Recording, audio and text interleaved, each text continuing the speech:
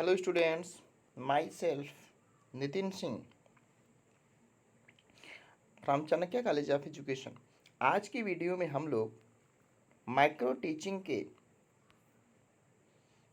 सहायक सामग्री कौशल teaching add skills के बारे में चर्चा करेंगे और इसके बिंदुओं के बारे में, इसकी आवश्यकताओं के बारे में, इसका अर्थ क्या है, मीनिंग्स क्या है, इन सब बिंदुओं के बारे में, इसके घटक कंपोनेंट्स क्या क्या हैं, डिजायरेबल कंपोनेंट्स क्या क्या हैं, वांछित घटक क्या क्या हैं, इन सब बिंदुओं पर चर्चा करेंगे। ठीक है, वीडियो को स्टार्ट करते हैं। रही बात शिक्षक सहायक सामग्री, यदि शिक्षक सहायक सामग्री की बात किया जाए या शिक्षण की प्रक्रिया में सहायक सामग्री की जब हम चर्चा करते हैं तो देखते हैं कि किसी भी शिक्षण को रुचिकर बनाने के लिए इसकी आवश्यकता बढ़ जाती है। अर्थात हम कक्षा कक्ष के शिक्षण को और अधिक प्रभावशाली और यदि रुचिकर बनाने की बात संकल्पना को करें तो हम इसमें टीचिंग एड की बात की संकल्पना को मानते हैं। शिक्षण सहायक सामग्रियाँ शिक्षण अधिगम प्रक्रिया को प्रेरित करती हैं। ये छात्रों के ध्यान को पाठ्यवस्तु की ओर इंगित करने में सहयोग करते हैं।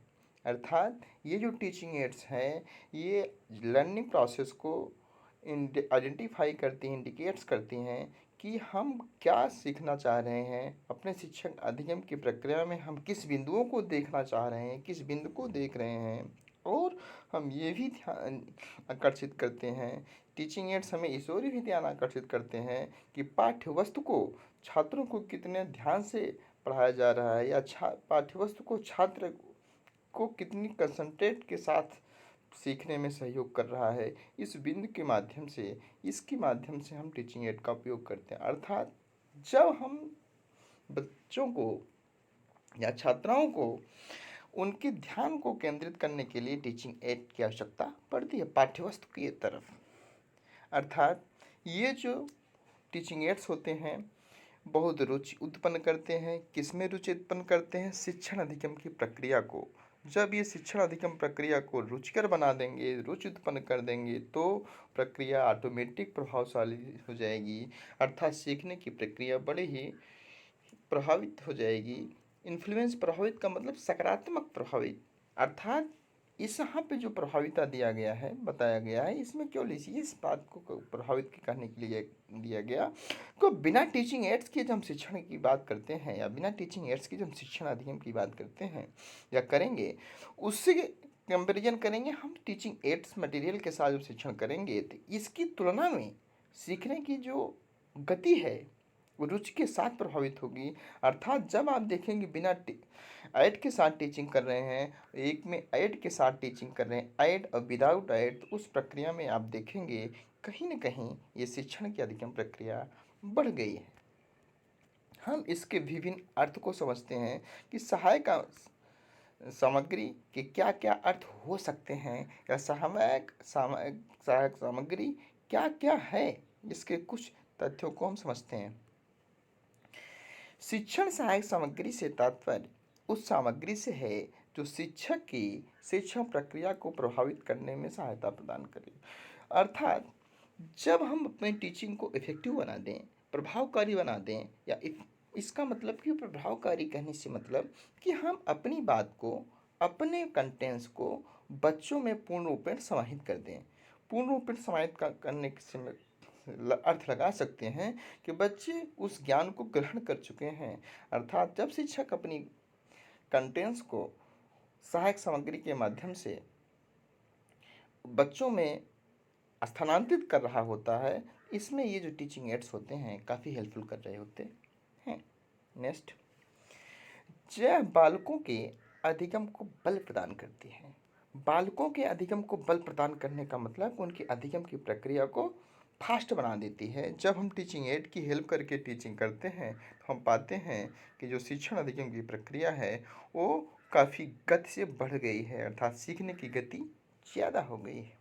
नेक्स्ट, शिक्षक जिस पाठ्यवस्तु को व्याख्यान और उदाहरण के द्वारा स्पष्ट नहीं कर पाते, उस पाठ्यवस्तु को स्पष्ट करने में टीचिंग एड्स बहुत हेल्प करते हैं। इट मीन्स जो कंटेंट्स हम व्याख्यान के माध्यम से या एग्जाम्पल के माध्यम से सटीक रूप से कह नहीं पाते, तो उस कंटेंट्स को कंप्लीट करने के लिए हम सहायक सामग्री का उपयोग करते हैं और देखते हैं कि हम उस सहायक सामग्री में उसको कम बड़ी सहज भाव में उसको कंप्लीट कर जाते हैं। आप यहाँ पे दो कौशल की बात सुना, व्याख्यान कौशल और उदाहरण कौशल। व्याख्यान कौशल पुराना परंपरागत अर्थात ट्रेडिशनल वे है कि हम किसी भी बात को व्याख्या के माध्यम से कंप्लीट करेंगे और व्याख्यान के से अच्छा, व्याख्या कौशल में होगा क्या कि हम बहुत कम समय में अधिक कंटेंट्स को बच्चों को प्रेषित कर सकते हैं और उसको समझाने के लिए विभिन्न प्रकार के उदाहरण भी लेते हैं। यदि आप व्याख्यान कौशल से उदाहरण कौशल से बात को स्पष्ट करने में असफल हो रहे हैं, बच्चों को बात को समझ या उसकी डाउट को क्लियर नहीं कर पा रहे हैं, तो उस क्षेत्र में आप टीचिंग एड्स का उपयोग करेंगे, सहायक सामग्री का उपयोग करेंगे उस पाठ्यवस्तु से संबंधित, तो वो चीज़ें बहुत सहज भाव में स्पष्ट हो जाएंगी और इस प्रक्रिया में शिक्षण जो सहायक सामग्री होता है ये बहुत सहायक हो जाता है। जब हम व्याख्यान कौशल या उदाहरण कौशल के तौर में अपनी बातों को स्पष्ट न कर पाएँ, तो हम कहते हैं कि टीचिंग एड की हेल्प लेकर के बच्चों को समझाने का प्रयास करते हैं। नेक्स्ट, शिक्षण सहायक सामग्री के कुछ ऑब्जेक्टिव्स हैं, उद्देश्य हैं।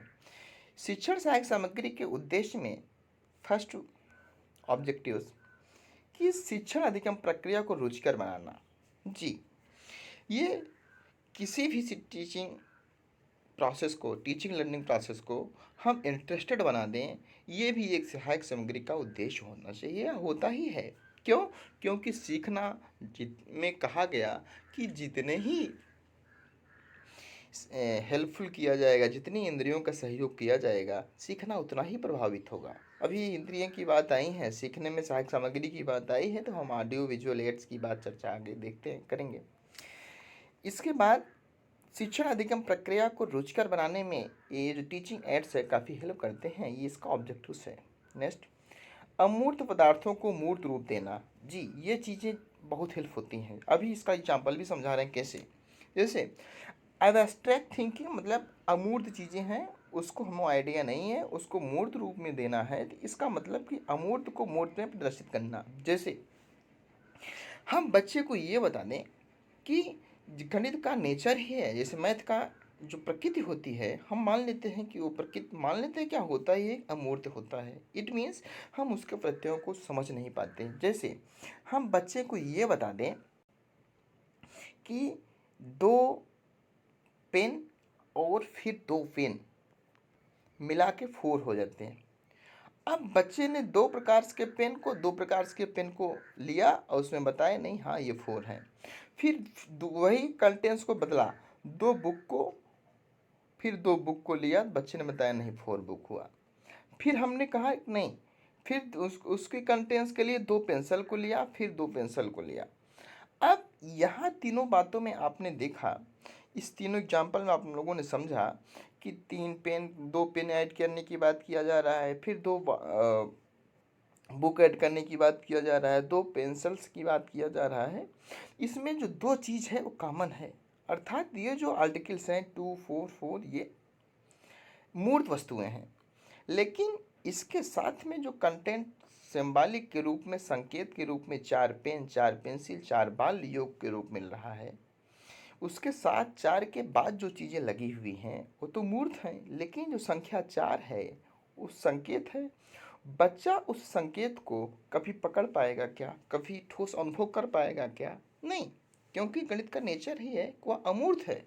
अर्थात जब ऐसे कॉन्सेप्ट्स आ जाएं कि हम उसको फिजिकली टच ना कर पाएँ, तो उस कंटेंट्स में हम टीचिंग एड्स की बात करेंगे, तो ये हमें बहुत हेल्प करेगा। इसके माध्यम से हम अपने अधिगम प्रक्रिया को बड़ी सरलता, सहजता के साथ व्याख्यायित करेंगे और पूर्ण भी करते हैं। नेक्स्ट, छात्रों को अधिक क्रियाशील बनाना। सहायक सामग्री के उद्देश्य हैं कि हम छात्रों को अधिक क्रियाशील बना दें। हम ऐसे टीचिंग एड्स मटेरियल्स बनाएं, ऐसे टीचिंग एड्स का उपयोग करें कि छात्रों को अधिक एक्टिव रहना पड़े और वो क्रियाशील रहें। अधिक क्रियाशील रहने से मतलब वो बात को बड़ी गंभीरता के साथ सुस्त अवस्था में न रहें। यदि कक्षा कक्ष की बात किया जाए तो वो एक्टिव मोड में रहें। नेक्स्ट, अभिरुचियों का आशानुकूल प्रभाव डालना। अभिरुचि का मतलब एप्टीट्यूड। एप्टीट्यूड, बच्चे में क्या एप्टीट्यूड है। एप्टीट्यूड को आप कह सकते हैं किसी व्यक्ति, वस्तु या किसी भी के प्रति, विशेषताओं और गुणों कुछ भी के प्रति उस व्यक्ति का क्या रुझान है, आप उसको एप्टीट्यूड के नाम से जानते हैं। किसी भी व्यक्ति का किसी भी वस्तु के प्रति, किसी भी वस्तु के गुण के प्रति, किसी स्थान के प्रति उसका क्या रुझान है, इस बात को हम अभिरुचि के रूप में जानते हैं। खैर, उसकी चर्चा आगे करेंगे।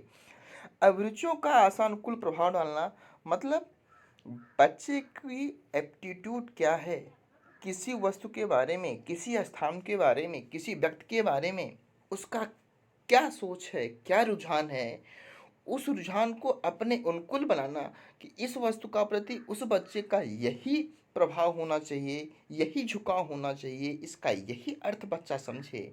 इस बात की जब बात आती है, इस अर्थ को जब समझाने की बात आती है, तो टीचिंग एड्स की सहायता पड़ती है। ये टीचिंग एड्स की हेल्प है। उद्देश्य है कि हम अभिरुचियों, व्यक्तियों को, बालकों को, छात्रों के अभिरुचियों पर आशानुकूल प्रभाव डालने की जो बात करते हैं, तो ये टीचिंग एड्स की बात आती है। नेक्स्ट इसका जो ऑब्जेक्टिव्स है, बालकों की निरीक्षण शक्ति का विकास करना। इट मीन्स बालक में जो ऑब्जर्वेशन स्किल्स हैं, निरीक्षण करने की जो क्षमता है, उस पावर्स को डेवलप करना, और अर्थात वो अपने स्वमूल्यांकन की ओर अग्रसित हो सकें। इन सब बातों की बात जब हम करते हैं, तो हम इसमें टीचिंग एक्ट्स की बात को समझने का प्रयास करते हैं। ये इसके ऑब्जेक्टिव्स हो जाते हैं कि छात्रों में, बालकों में निरीक्षण शक्ति का विकास किया जाना चाहिए। नेक्स्ट, शिक्षण सहायक सामग्री के में नेक्स्ट जो इसको ऑब्जेक्टिव्स हैं, सहायक सामग्री के प्रयोग से शिक्षण कला प्रभाव युक्त हो जाती है। जी, अच्छी बात है। हम जब टीचिंग स्किल्स की बात करते हैं या शिक्षण की बात करते हैं, उसमें जब टीचिंग लर्निंग एड की बात करेंगे, टीचिंग हेल्पिंग एड्स की बात करेंगे, जो सहायक कर सकें, नाम ही से स्पष्ट है, ऐसी सामग्री जो शिक्षण की प्रक्रिया को सरल बना सकें। इसका उद्देश्य भी है कि हम टीचिंग एड्स का उपयोग कर रहे हैं तो हमारा जो शिक्षण की स्किल्स है, टीचिंग स्किल्स है, वो बड़ी इफेक्टिव हो जाएगी, प्रभाव युक्त हो जाएगी, प्रभावशाली हो जाएगी। ये सहायक शिक्षण सामग्री के उद्देश्य हैं कि हम जब इसका उपयोग करते हैं तो हमारा जो सीखने की प्रक्रिया, सिखाने की प्रक्रिया, लर्निंग स्किल्स होते हैं, वो इफ़ेक्टिव हो जाती है, प्रभावकारी होती है। प्रभावकारी कहने का मतलब हम जिस बात को बच्चों को बताने का बात सोच रहे हैं, वो बड़ी सहजता, सरलता के साथ बच्चों में बता सकें, बच्चे उस बात को समझ सकें। नेक्स्ट, बालक का ध्यान पाठ की ओर केंद्रित करने के लिए।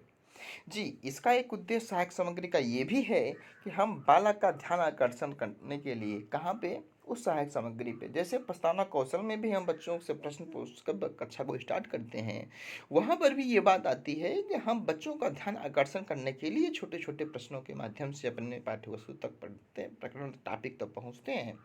वही उद्देश्य टीचिंग एड्स की भी है कि हम जब बालक का पाठ की ओर ध्यान को आकर्षित करने की बात सोचते हैं, तो उसमें टीचिंग एड की आवश्यकता पड़ जाती है। ये टीचिंग एड्स की ऑब्जेक्टिव्स की बात बताता है। बालकों को तथ्यात्मक सूचनाओं को रोचक ढंग से प्रदान करना। जी, ये भी है कि बालक को किसी भी सूचना को, किसी भी कंसेप्ट को, उस इंफॉर्मेशंस को सीक्वेंस के रूप में, तथ्य के रूप में जब हम रोचक ढंग से प्रदान करेंगे, रोचक ढंग से प्रदान करने का मतलब किसी भी कंटेंट्स को, किसी भी ज्ञान को बच्चे को सुव्यवस्थित ढंग से जब हम व्यक्त करेंगे, तो उस बात को बताने के लिए टीचिंग लर्निंग एड्स की आवश्यकता पड़ जाती है। नेक्स्ट, पाठ्य सामग्री को स्पष्ट, सरल एवं बोधिगम्य बनाने की बात जब आएगी, तब टीचिंग एड्स की बात आ जाएगी। अर्थात हम टीचिंग स्किल्स को, टीचिंग लर्निंग प्रोसेस को, अपनी शिक्षण प्रक्रिया को, पाठ्य सामग्री को जब बच्चों में बड़ी सहजता के साथ, सरलता के साथ, स्पष्ट रूप से बोधगम्य बनाना चाहें, मतलब कि हम बड़े सहज में और स्पष्ट रूप से बच्चों में बोधगम्य बनाना का मतलब बच्चों को बोध हो, अंडरस्टैंडिंग हो सके, उस कंटेंट्स को, कंसेप्ट को बच्चे समझ जाएं। जब इस बात को हम लेते हैं तो इसमें टीचिंग एड्स की आवश्यकता बढ़ जाती है। ये टीचिंग एड्स के ऑब्जेक्टिव्स भी हैं कि हम अपने पाठ्य सामग्री को स्पष्ट, सरल एवं बोधगम्य बनाने की बात उद्देश्य शिक्षण सहायक सामग्री का उद्देश्य माना गया है। नेक्स्ट, बालकों को मानसिक रूप से नए ज्ञान की प्राप्ति हेतु तैयार करने की प्रेरणा देना, ये भी शिक्षण सहायक सामग्री के उद्देश्य हैं। इस उद्देश्य को लेकर के हम अपनी टीचिंग की प्रक्रिया को आगे बढ़ाते हैं, अर्थात बालकों को मानसिक रूप से ज्ञान की प्राप्ति करने के लिए मोटिवेट करना, वो मानसिक रूप से मेंटल एबिलिटी के रूप में ज्ञान को एब्जॉर्ब कर सकें, उसके लिए तैयार हो सकें। एक बात ये भी कहा गया है कि यदि एक शिक्षक बच्चे को या बालक को सीखने के लिए तैयार कर दे, अर्थात बच्चा ये सोच ले कि हम अब सीखेंगे ही, तो ये जान जाइए कि सीखने के आने की प्रक्रिया, आपकी जो टीचिंग स्किल्स हैं वो कंप्लीट हो चुकी है। अर्थात जब हम सीखने के लिए तत्पर ही ना हो तो सीखना प्रभावकारी नहीं होगा।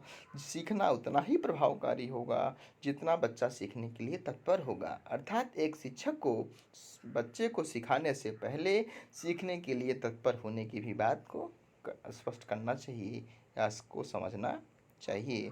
इसी प्रकार से बच्चा स्व मोटिवेट होगा, वो सीखना सहज होगा, प्रभावकारी होगा। और शिक्षण सहायक सामग्री का ये उद्देश्य है कि बालकों का मानसिक विकास से नए ज्ञान को प्राप्त करने के लिए तैयार करना और उनको हम मोटिवेट करते रहें। आज के लिए इतना ही। अब हम नेक्स्ट वीडियो में सहायक सामग्री के गुण के बारे में, उसके कुछ सहायक सामग्री बनाते समय किन किन बिंदुओं का चयन किया जाता है, कुछ सहायक सामग्री की वस्तुओं के बारे में चर्चा करेंगे, इसके कंपोनेंट्स के बारे में चर्चा करेंगे, इसके आइडियल लेसन प्लान की बात भी चर्चा हम करेंगे। आज के लिए अभी के लिए इतना ही। Thank you class. वीडियो अच्छा लगा हो चैनल को लाइक, शेयर और सब्सक्राइब करेंगे। Thank you.